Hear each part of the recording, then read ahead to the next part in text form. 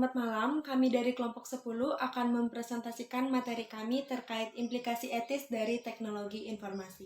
Sebelumnya perkenalkan anggota kelompok kami. Yang pertama ada Bunga Artayani dengan NIM 091, Aryu Mariunirate dengan NIM 103, dan Vera Melidania Putri dengan NIM 083. Dengan semakin berkembangnya teknologi informasi, khususnya komputer, etika komputer dirasa sangat penting bagi masyarakat. Etika dalam penggunaan komputer kini sedang mendapat perhatian yang lebih besar daripada sebelumnya. Etika berkomputer amat penting karena masyarakat memiliki persepsi dan ketakutan tertentu dengan penggunaan komputer. Fitur-fitur penggunaan komputer yang mengkhawatirkan masyarakat adalah kemampuan untuk memprogram komputer untuk melakukan apa saja. Fakta bahwa komputer dapat mengubah kehidupan sehari-hari dan fakta bahwa apa yang dilakukan komputer bisa jadi tidak terlihat oleh orang yang menjadi korban. Masyarakat secara umum memberikan perhatian terutama karena kesadaran bahwa komputer dapat mengganggu hak privasi individual dan properti serta akses. Komputer adalah peralatan sosial yang penuh daya yang dapat membantu atau mengganggu masyarakat dengan banyak cara, yang semuanya itu tergantung pada cara operasionalnya. Perilaku kita diarahkan oleh moral, etika, dan hukum. Undang-undang mengenai komputer telah diterapkan di banyak negara untuk mengatasi kekhawatiran tidak terkecuali di negara kita, seperti hak mendapat akses data dan hak akan privasi.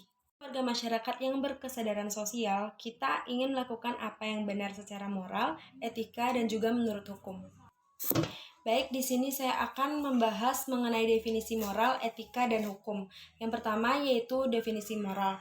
Moral adalah tradisi kepercayaan mengenai perilaku benar dan salah. Moral adalah institusi sosial dengan suatu sejarah dan daftar peraturan. Kita mulai mempelajari peraturan-peraturan dari perilaku moral sejak kecil atau anak-anak. Walau berbagai masyarakat tidak mengikuti suatu set moral yang sama, terdapat keseragaman kuat yang mendasar. Melakukan apa yang benar secara moral merupakan landasan perilaku sosial kita. Untuk selanjutnya yaitu etika. Kata etika berasal dari bahasa Yunani yaitu ethos yang berarti karakter. Etika adalah suatu set kepercayaan, standar, atau pemikiran yang mengisi suatu individu, kelompok, dan masyarakat. Semua individu bertanggung jawab kepada masyarakat atas perilaku mereka. Tidak seperti moral, etika dapat sangat berbeda dari suatu masyarakat ke masyarakat lain. Kita melihat perbedaan ini di bidang komputer dalam bentuk perangkat lunak bajakan atau perangkat lunak yang digandakan secara ilegal kemudian digunakan atau dijual. Pada tahun 1994 diperkisarkan 35% perangkat lunak yang digunakan di Amerika Serikat telah dibajak, dan angka ini melonjak menjadi 92% di Jepang dan 99% di Thailand. Angka-angka tersebut menunjukkan bahwa para pemakai komputer di Jepang dan Thailand kurang etis dibandingkan pemakai Amerika Serikat. Namun tidak pasti demikian, beberapa kebudayaan, terutama di negara-negara timur, yang menganjurkan sikap berbagi. Baik, untuk yang terakhir yaitu definisi dari hukum. Hukum adalah peraturan perilaku formal yang dipasarkan oleh otoritas berdaulat, seperti pemerintah kepada rakyat atau warga negaranya. Hingga kini sangat sedikit hukum yang mengatur penggunaan komputer. Hal ini karena komputer merupakan penemuan baru dan sistem hukum kesulitan mengikutinya.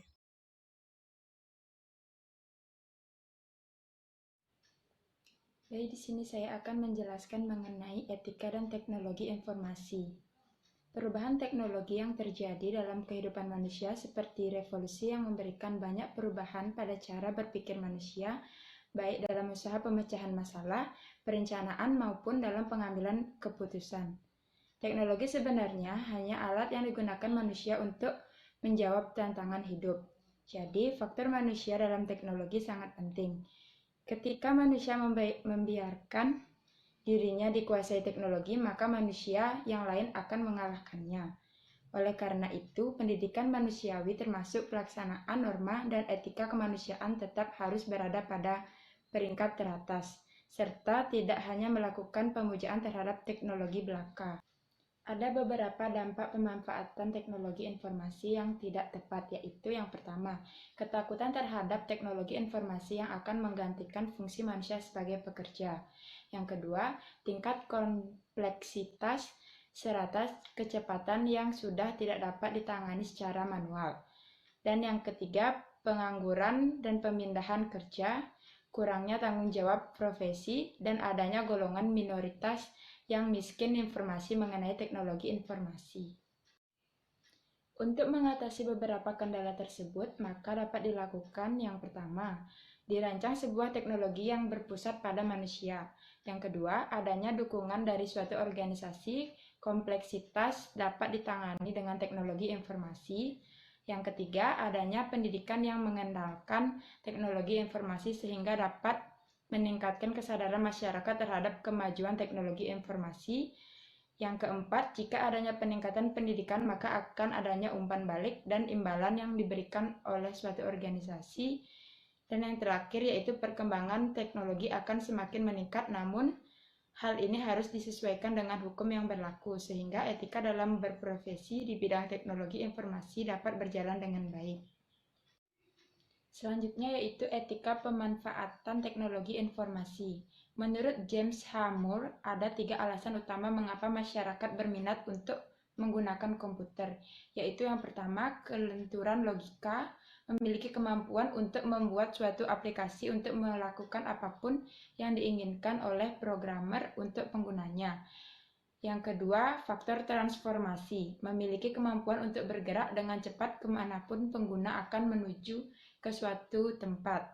Yang ketiga yaitu faktor tak kasat mata, memiliki kemampuan untuk menyembunyikan semua operasi internal komputer sehingga tidak ada peluang bagi penyusup untuk menyalahgunakan operasi tersebut. Dengan adanya ketiga faktor tersebut, maka terdapat implikasi etis terhadap penggunaan teknologi informasi meliputi moral, etika, dan hukum. Adapun hak sosial dan komputer menurut Deborah Johnson. Yang pertama yaitu hak atas akses komputer. Setiap orang berhak untuk mengoperasikan komputer dengan tidak harus memilikinya. Yang kedua, hak atas keahlian komputer. Pada awal komputer dibuat, terdapat kekhawatiran yang luas terhadap masyarakat akan terjadinya pengangguran karena beberapa peran digantikan oleh komputer. Dan yang ketiga yaitu hak atas spesialis komputer. Pemakai komputer tidak semua menguasai akan ilmu yang terdapat pada komputer yang begitu banyak dan luas. Dan yang keempat yaitu hak atas pengambilan keputusan komputer. Meskipun masyarakat tidak berpartisipasi dalam pengambilan keputusan mengenai berbagai komputer diterapkan, namun masyarakat memiliki hak tersebut. Selanjutnya yaitu hak atas informasi menurut Richard O. Mason. Yang pertama, hak atas privasi, sebuah informasi yang sifatnya pribadi baik secara individu maupun dalam suatu organisasi mendapatkan perlindungan atas hukum tentang kerahasiaannya. Yang kedua, hak atas akurasi. Komputer dipercaya dapat mencapai tingkat akurasi yang tidak bisa dicapai oleh sistem non-komputer. Potensi ini selalu ada meskipun tidak selalu tercapai. Yang ketiga yaitu hak atas kepemilikan. Ini berhubungan dengan hak milik intelektual umumnya dalam bentuk program-program komputer yang dengan mudahnya dilakukan penggandaan atau disalin secara ilegal. Ini bisa dituntut di pengadilan.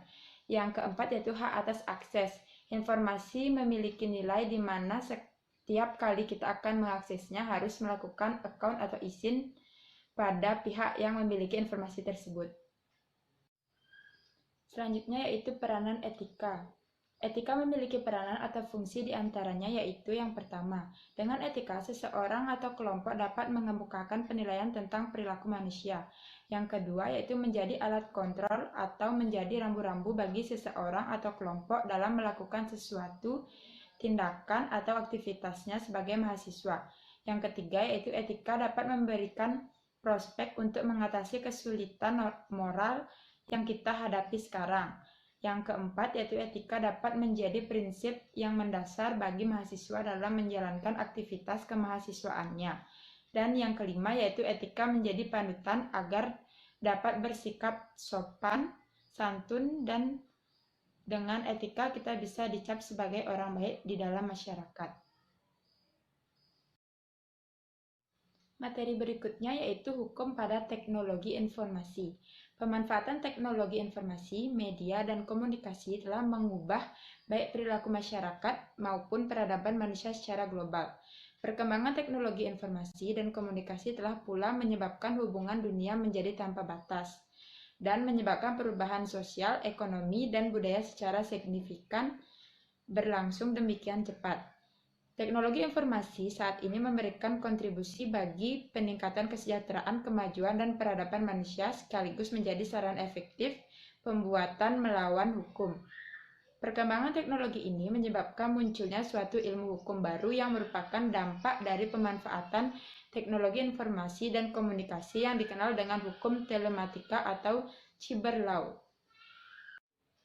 Hukum telematika. Pada saat ini, banyak kegiatan sosial maupun komersial dilakukan melalui jaringan sistem komputer dan sistem komunikasi, baik dalam lingkup lokal maupun global atau internet, di mana permasalahan hukum seringkali dihadapi ketika terkait dengan adanya penyampaian informasi, komunikasi, dan atau transaksi secara elektronik, khususnya dalam hal pembuktian dan hal yang terkait dengan pembuatan hukum yang dilaksanakan melalui sistem elektronik.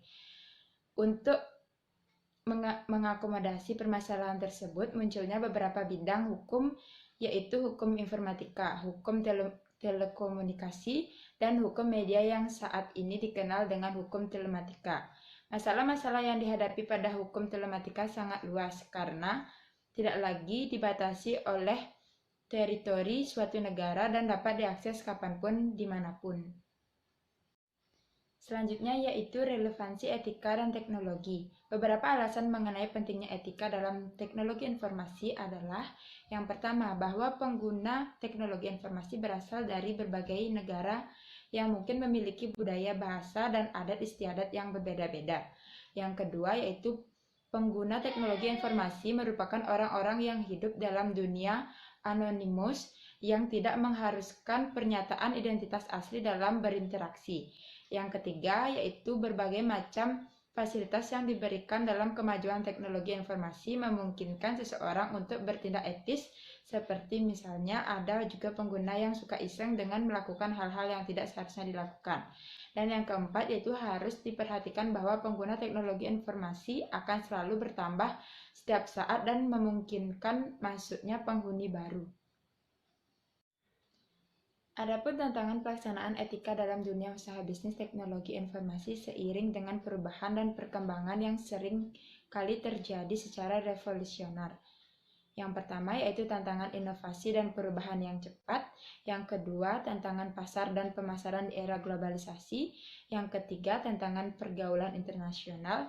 Yang keempat, tantangan pengembangan sikap dan tanggung jawab pribadi. Dan yang terakhir yaitu tantangan pengembangan sumber daya manusia. Sebuah institusi bisnis tidak hanya memiliki uang untuk kepentingan bisnis, tetapi juga sumber daya manusia yang berguna bagi pengembangan bisnis tersebut. Baik, di sini saya akan melanjutkan materi yang keempat, yaitu tentang menetapkan moral, etika, dan hukum dalam perspektif. Kita dapat melihat bahwa penggunaan komputer dalam bisnis diarahkan oleh nilai-nilai moral dan etika seorang manajer, spesialis informasi, dan pemakai serta hukum yang berlaku. Hukum paling mudah diinterpretasikan karena bentuknya tertulis. Di pihak lain, etika tidak didefinisikan secara persis dan tidak disepakati oleh semua anggota masyarakat. Bidang yang suka dari etika komputer inilah yang sedang memperoleh banyak perhatian. Perlunya budaya etika. Pendapat umum dalam bisnis bahwa perusahaan mencerminkan kepribadian pimpinannya. Hubungan antara CEO dengan perusahaan merupakan dasar budaya etika. Jika perusahaan harus etis, maka manajemen puncak harus etis dalam semua tindakan dan kata-katanya. Manajemen puncak memimpin dengan memberi contoh. Perilaku ini adalah budaya etika. Bagaimana budaya etika diterapkan? Tugas manajemen puncak adalah memastikan bahwa konsep etikanya menyebar di seluruh organisasi, melalui semua tingkatan dan menyentuh semua pegawai. Hal tersebut dicapai melalui metode 3 lapis, yaitu yang pertama, menetapkan kredo perusahaan, yang kedua, menetapkan program etika, Yang ketiga, menetapkan kode etik perusahaan. Selanjutnya itu etika dan jasa informasi.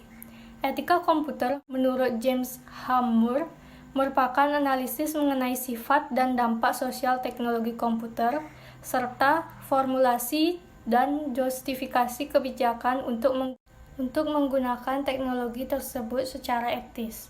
Oleh karena itu, etika komputer terdiri dari dua aktivitas utama, yaitu pertama, waspada dan sadar bagaimana komputer mempengaruhi masyarakat. Yang kedua, memformulasikan kebijakan-kebijakan yang memastikan bahwa teknologi tersebut digunakan secara tepat. Yang ketiga yaitu kontrak sosial jasa informasi.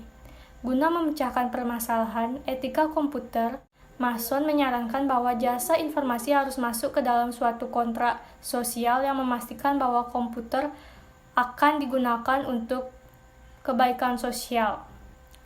Kontrak tersebut menyatakan bahwa yang pertama, komputer tidak akan digunakan dengan sengaja untuk mengganggu privasi seseorang.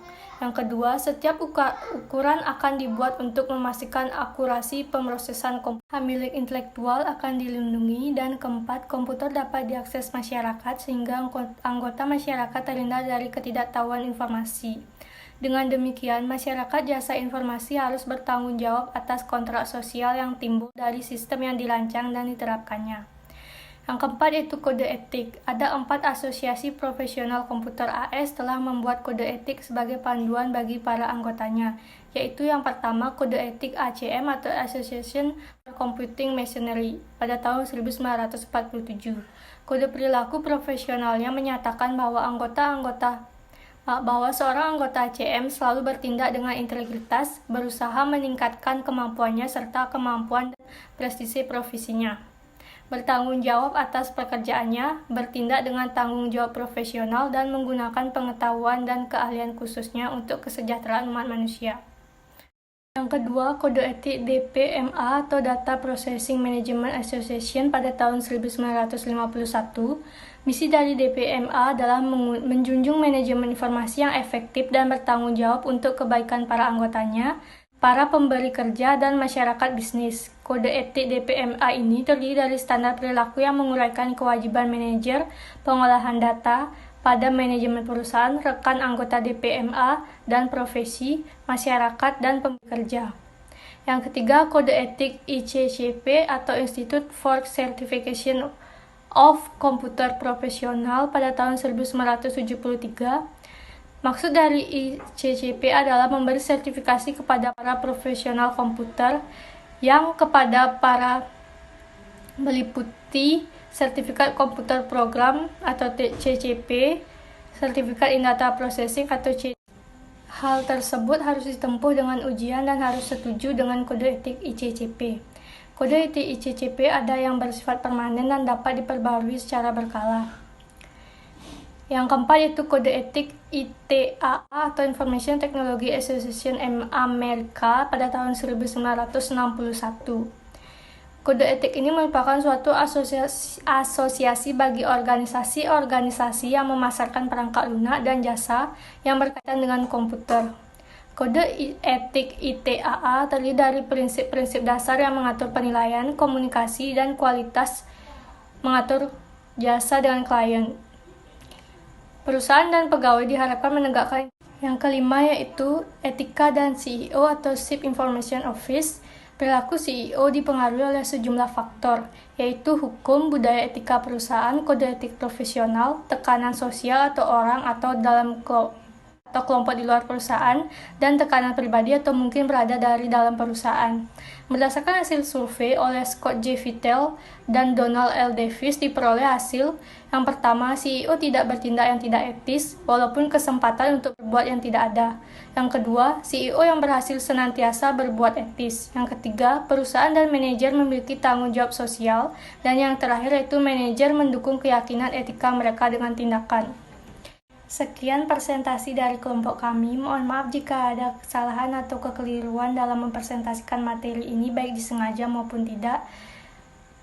Semoga dimaklumi ya. Terima kasih.